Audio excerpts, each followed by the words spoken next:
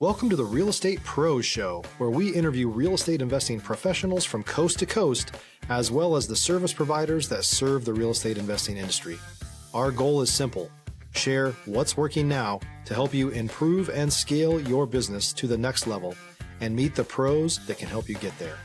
Real Estate Pros is powered by Investor Fuel, America's leader in helping real estate investors and professionals build the business you need to live the life you've always dreamed of. Let's start today's show. Property insurance for real estate investors doesn't have to be difficult, but it does need to be there to protect you when you need it. MyInvestorInsurance.com not only provides insurance at 15 to 30% cheaper than traditional agencies, it's built specifically for real estate investors like you. You can set up an account in about 2 minutes, get quotes on properties, turn on and turn off insurance for your fix and flip or rental properties in around 2 minutes without having to talk to anyone directly, all through our portal. There's no better way or faster way to make sure you've got the coverage you need to protect you, and no more lengthy policies either.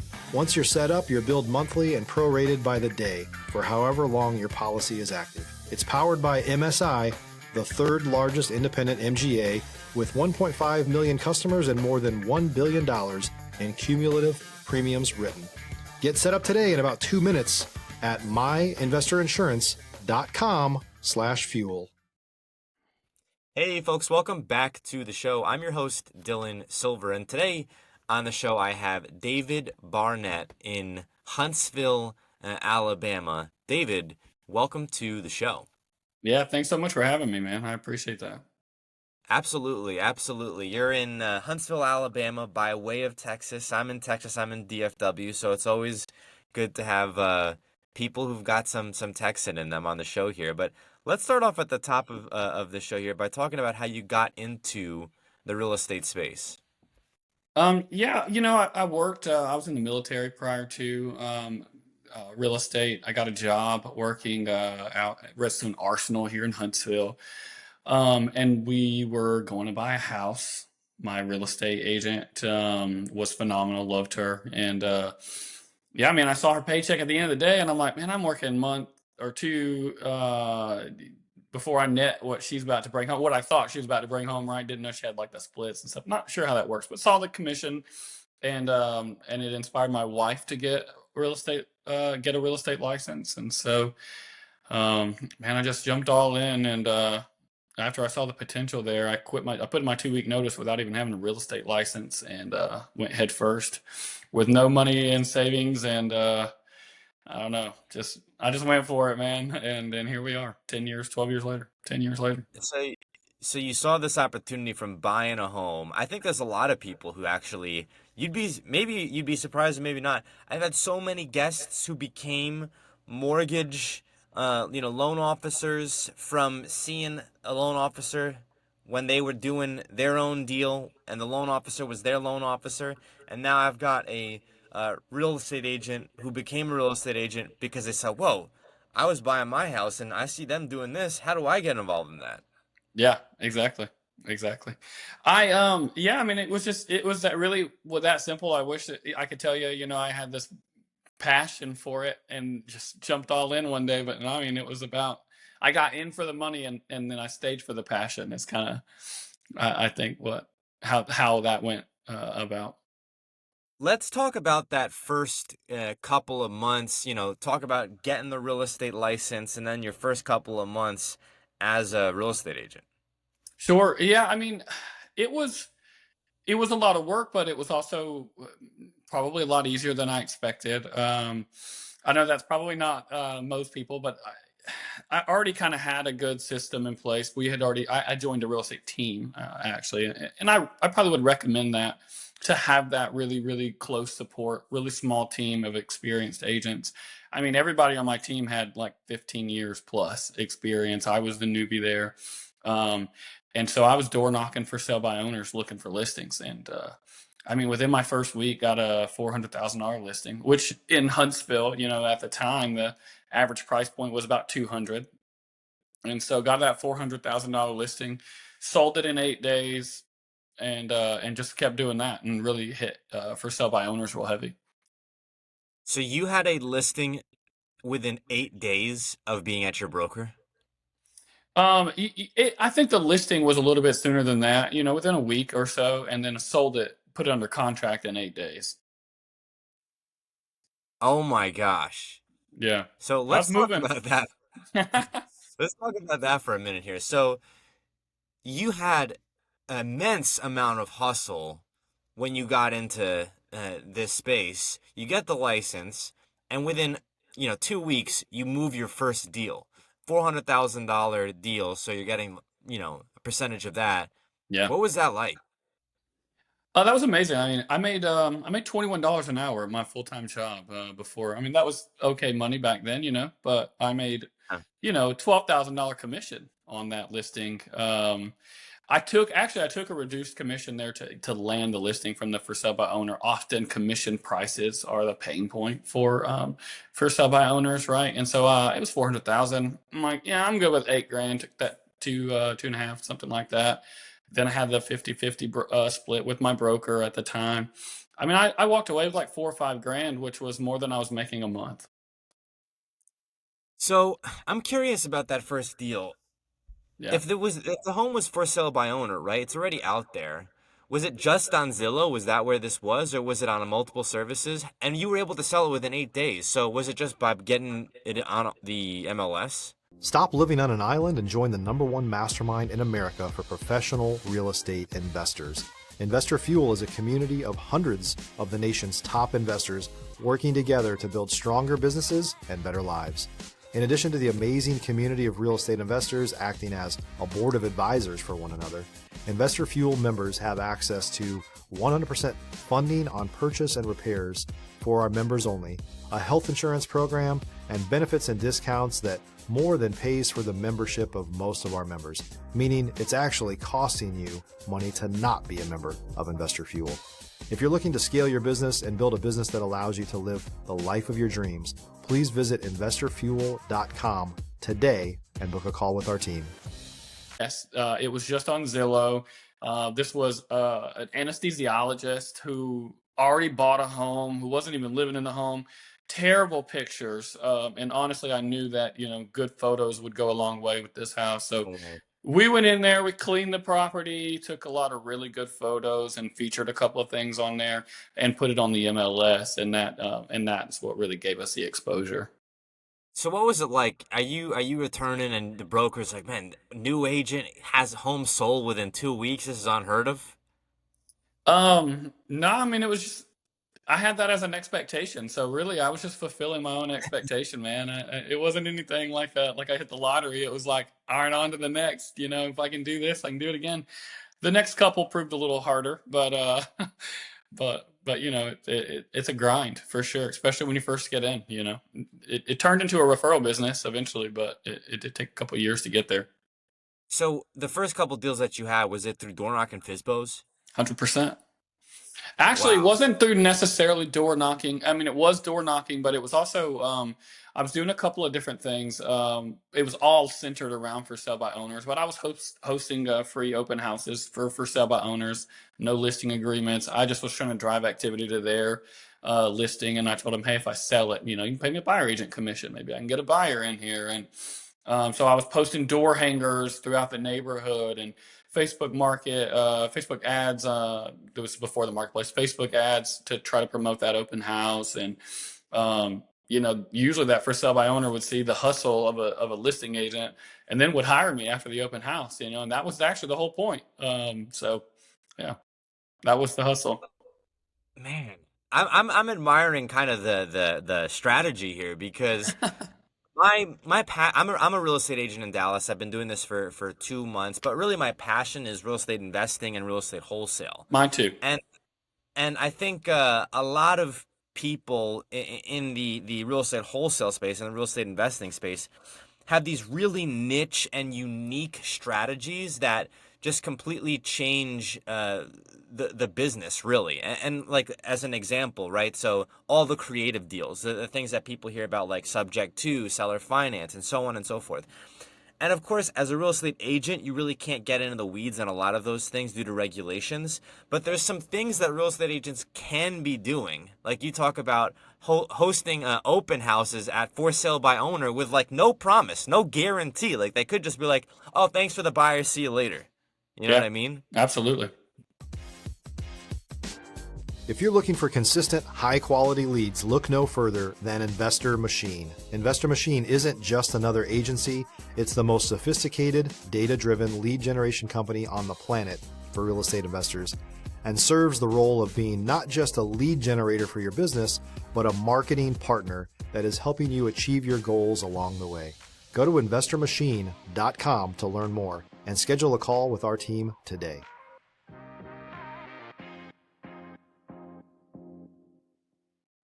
And you were like, well, I'll roll the dice here. If I do enough of these, that might happen. I might get bid on one of these, but I'm brand new, so it's either make no money or let me throw my hat in the ring. You know what I'm saying? I was converting about 1/3 of those open house listing or the open house sellers into listings.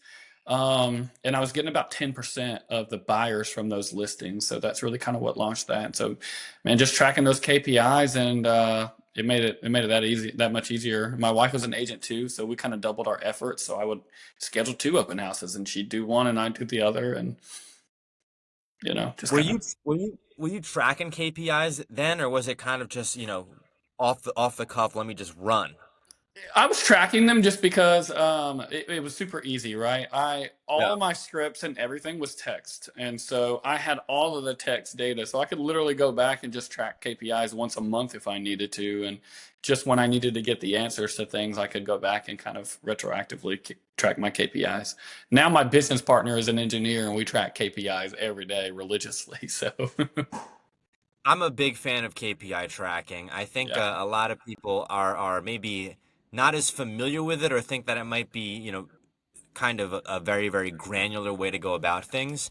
But I look at it like I'd rather have way too much information and have to cut it down. The only thing that sometimes I get a little bit like, man, I don't know if I like doing this, is if it's a lot of information and I have to put it in myself, yeah. then it can be a little bit tedious. But there's so much going on right now where you don't even have to even really touch it. Like it tracks it for you. And so at that point, it's like, well, I would rather have more than nothing and not know where I'm either going right or going wrong.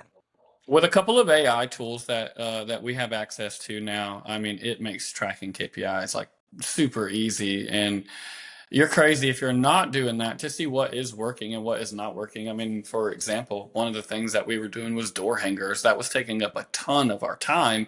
And I was putting those out on Thursday, and I was hanging them myself before the open house. Like I had a process, and I don't know that I ever got anybody to come to the open house from the door hanger, but it was taking 4 and 5, 6 hours to canvass a neighborhood for door hangers, and then of course the price of the door hangers, the marketing material. So I cut that, and our numbers stayed the exact same. So that saved a whole day's worth of work and the money and the marketing material to kind of pivot and get away from doing that. So if you're not tracking KPIs, how do you know that you're not wasting your money?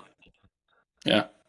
Let's talk about scaling and then where the business moved to. So starting out as Yeah. an agent, at some point in time, did this become now you have a team, or did this become I'm moving into investing? How did growth look like? Yeah, honestly, it was kind of a shiny object syndrome turned into a business, right? I was in a kind of like an isolated market outside of Huntsville that had like really strong buyers, and this was a buyer's market. I didn't come in a seller's market, so it was a buyer's market. You could get a flip property. I mean, this is post 2008, 2010 timeframe.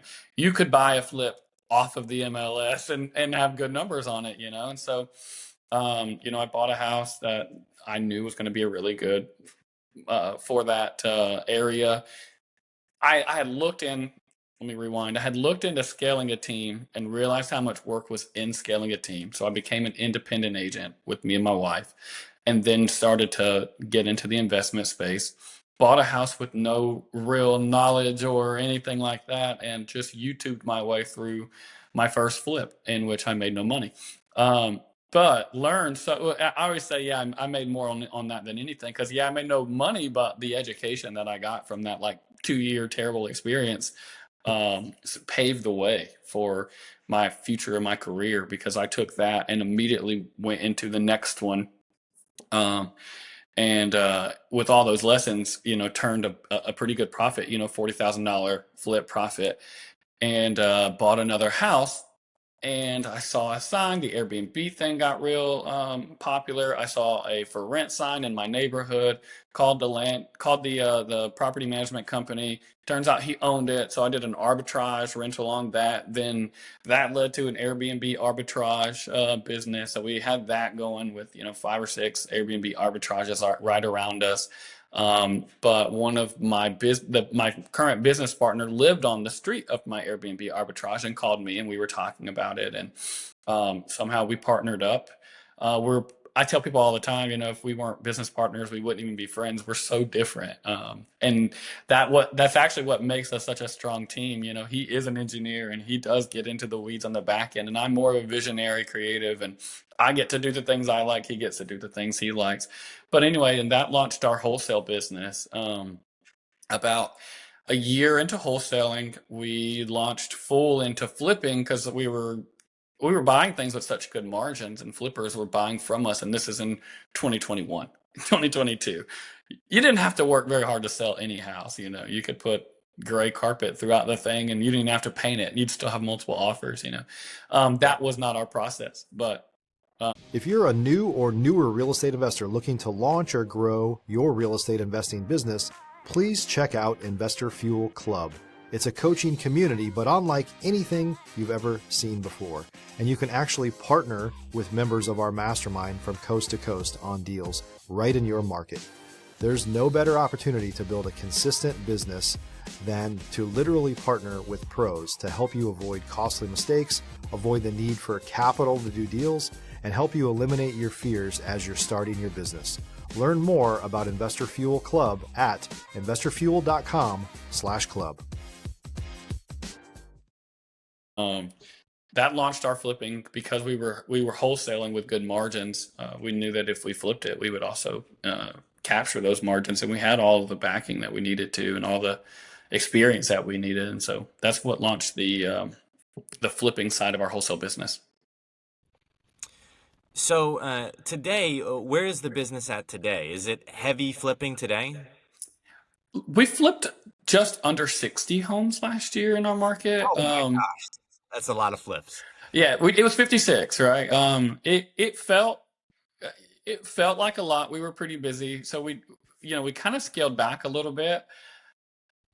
However, we've already done like 30 so far year to date, and so I would say, yeah, we're You're on heavy pace for flips. 60. Yeah. But we're doing a lot but we're keeping a lot of them now. We're flipping them and putting new roof HVAC stuff, and almost using a BRRRR model, except for we don't really do long-term rent. We sell on wraps and owner financing, lease options, that kind of thing. So I don't have any. Well, we have like 2 long-term rent properties, but unless my acquisitions method is like a subject to with a really low interest rate, and I can cash flow immediately a couple of $100, then I'm not keeping that as a long-term rent. I'm selling it on owner financing.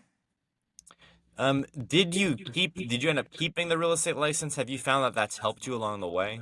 Yeah, I actually have upgraded it. Funny enough, I took my broker's license yesterday, and I'm launching a property management company here in about 3 weeks. Yesterday.